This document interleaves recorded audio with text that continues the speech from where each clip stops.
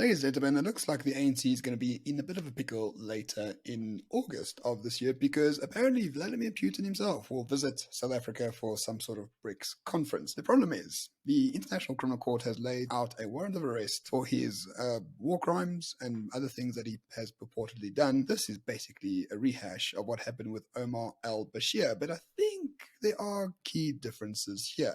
Byron, are you actually in favor of the International Criminal Court? No. Shock and horror. Why not?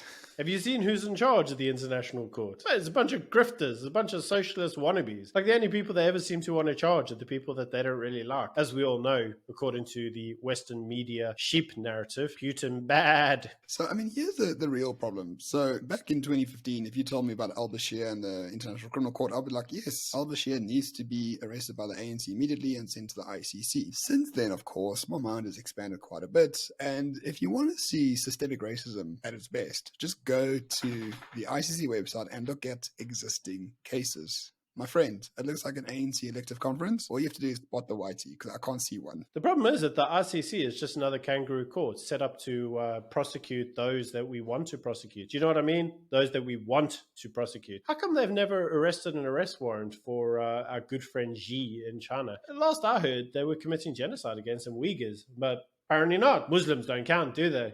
But apparently Ukrainians do.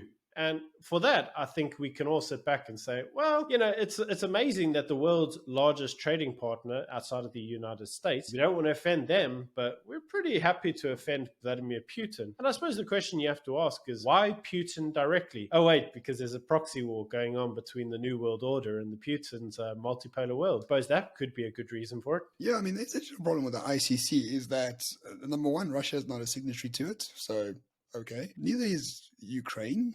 And neither is America. In fact, I learned this on the Burning Platform on Cliff Central, that the USA has a specific law that says if the ICC warrant of arrest is served on any American diplomat or any American person in the world, America can basically come in and sort of make sure that that arrest warrant is not effected in any meaningful way, which I assume would include regime change for the most part. So it's very weird that America is resting on the ICC, of which they are not a signatory, to pursue legal steps against Russia and Vladimir Putin in particular, whereas George Bush, Barack Obama, and Joe Biden, who have all committed war crimes to some degree, are not at all pursued by the ICC because they're not a signatory. Like, you can see the double standards there. Why are we talking about this, ladies and gentlemen? That is because Vladimir Putin may be coming to South Africa, and as part of that, the South African government is having to take an assessment whether or not they are actually bound to arrest Vladimir Putin when he lands in on our soil. Obviously, that would be rather difficult for the South African government because of their whole rhetoric with BRICS. And as we all know, the South African government thinks they have some kind of special historical relationship with the Russians. I mean, the Russians do like our minerals, but pretty much not much else. But with all that being said, what will happen if Putin does actually arrive here? Well, for number one, we do hope that the Russian consulate reaches out to Morning Shot, the number one news channel in South Africa, and asks us to conduct an interview with Vladimir Putin, of which we readily accept. With that all being said, will the South African government actually go through with it? I would probably say not, because the South African government's already once tried to withdraw from the ICC, and it's likely that they will view it now as just another inconvenience from them having a great big party with their political funders. Yeah, so it does complicate it a little bit. So we don't think the ICC is apolitical. I think they are very, very political. They sort of target the opponents of the American regime for the most part.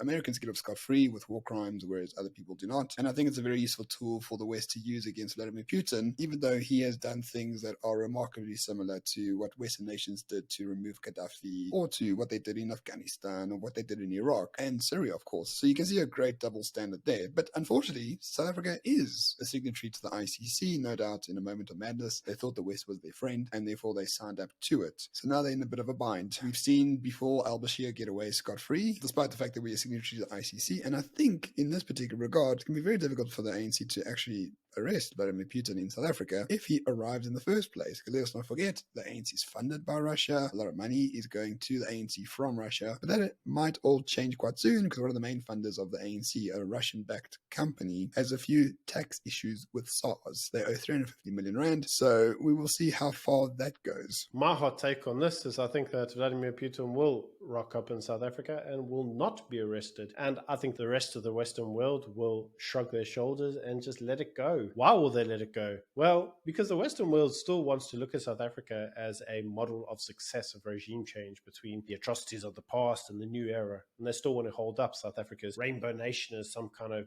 big, huge, massive success story that they can all sleep better about at night. Let's not forget that a lot of the regime change that occurred in South Africa was sponsored by Western nations. So the Western nations aren't really keen to look at South Africa as a failed state, because that in itself would hold up a nice little mirror to themselves, and it would show them that they themselves created a failed state. So every single time that the state does fail or does something that they consider to be, not quite really where they want it to be, they generally tend to ignore it, because not ignoring it would be to accept or acknowledge the failures that the South African government, the government that they helped install, has actually become. So I predict that Vladimir Putin will be here and nothing will be done about it. The other reason that I think nothing will be done about it is probably the most important part, and that is South Africa is insignificant to the Western world. They don't give a flying monkeys about South Africa. We have nothing of value. Many of them no longer have factories here, and we produce nothing that they desire. So with that being said, who cares what happens in South Africa? So I predict Putin will arrive,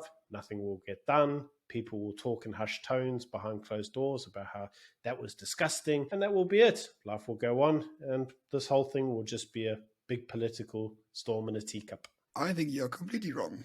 Like, utterly, utterly wrong. I think he won't be arrested if he does come, but you're wrong on everything else in terms of South Africa being relatively insignificant. That's not true, right? We've got the AGOA agreement, which is a straight surplus with America. They can cancel that at any time, which will probably destroy our poultry industry and destroy our car industry, right? So that's number one. Number two, South Africa is the portal to the South Atlantic, especially in Africa. People do want to control that. The Russians want to control it, which they are doing at the moment. The Chinese as well, which they are doing at the moment, thanks to the naval exercises that they conducted with South Africa. America is looking on and wondering to themselves, maybe we should just cut off South Africa, because it's really not serving us in any meaningful way. So I think little by little, if you do take all these steps and Putin is not arrested under the ICC, America will say, you know what, maybe we should leave South Africa where it is and let them deal with whatever they want. They're not going to call for regime change because we're not important enough. However, it may not be a bad thing if we are removed from this American sphere of influence, because, my friends, the multipolar world is coming. China and Russia are now working together. Thanks to the agreement signed over the weekend, South Africa could be very important in a multipolar world.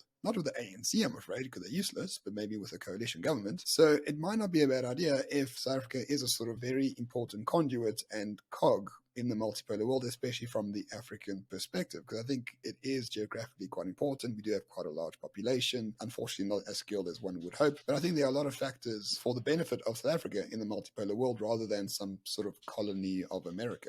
Now, ladies and gentlemen, you may look at us giving these 2 points of view and go, well, you two clearly can't even get together on the same point. Except that's not the case at all, because you see, this is the problem. The ANC is taking my viewpoint and the DA is taking Roman's viewpoint. So the problem is, which is it going to be? And the reality is we don't know. The signals coming out of all of the relevant stakeholders is rather quiet. America doesn't generally tend to like to say its foreign policy up front before it's decided whether or not it's going to serve their best interests. And so all we can really do at this point in time is wait and see. Indeed, but just because there's an IEC arrest warrant for you doesn't mean that you're sort of in the wrong. And it doesn't mean, of course, that it is the moral or pragmatic thing to do to put South Africa first in this particular regard. So we will see if he even arrives on our shores in the first place. But if he does, we will keep you updated as always on Morning Shot. Thanks for watching, everyone. Cheers.